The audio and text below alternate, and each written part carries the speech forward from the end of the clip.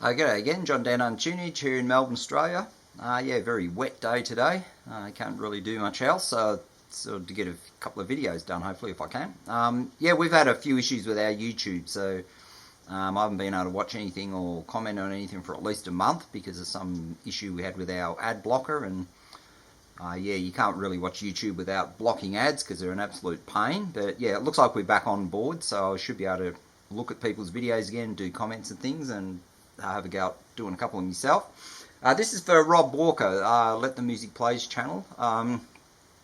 He wants us to show 10 vinyl records with songs about famous people. I've seen a couple of them, and yeah, I really wanted to have a go, so I went through the collection, found some. And the first one is Julie Covington's version of Don't Cry For Me, Argentina, from the, was it a musical or something? Or Lloyd Webber and whatever, I'm not sure. But yeah, it's from Evita. This is an early version, but not the really early. I think that came out in the 70s, 76 or something, but this is a later but unknown years pressing. And yeah, Eva Perón was the subject of this, who was a dictator's wife or something in Argentina in the 50s or something. I'm not that familiar with the history, but yeah, gorgeous song it is. And that's the first one to show, is Julie Covington. Next one is The Church, brilliant Aussie band. This is the 7-inch single of Columbus off the heyday, as you can probably tell by the gorgeously coloured guys there. And I think that's the track presumably is about Christopher Columbus, and I think it's written in the perspective of Queen Isabella of Spain or something. But yeah, I'm not really a lyric analyst or whatever, just as long as the song sounds good, that's the main thing.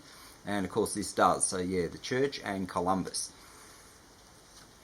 Next one, another Aussie, Paul Kelly. He was in the Paul Kelly and the Coloured Girls at this stage. That was his earliest.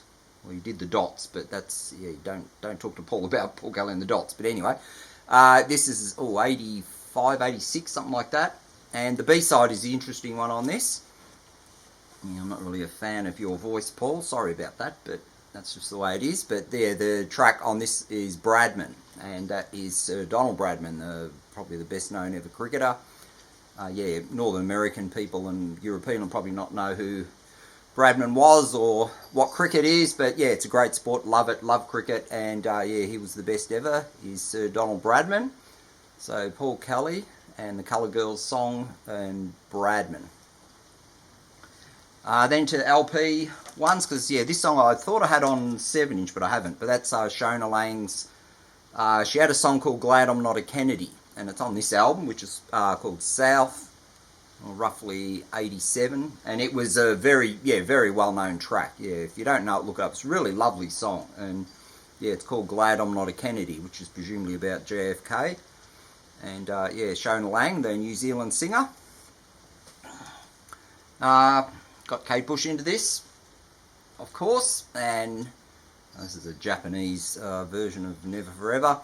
And on this, she's got a track called Delius, bracket Song of Summer, which is about a British composer. What's his first name? Is it Frederick? Can't remember. But yeah, he was a British composer who sort of went blind in his later years. And yeah, he had an assistant called Fenby. And in this song, you can hear Kate, like she's got that beautiful high pitch girly voice, and then she's got this gruff sort of in B Fenby. It's really good, and love that. So yeah, so Delius off this Never Forever album of Kate's from 1980.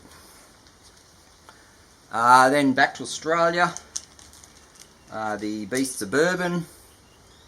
Oh God, who do we have in this at this stage? Spencer P. Jones was in it, Tex Perkins, I think King Salmon's in as well. This is the Axeman's Jazz, roughly 85. And they had a song on this the day Marty Robbins died. And I think Marty Robbins is was a well-known American sort of singer or something from the...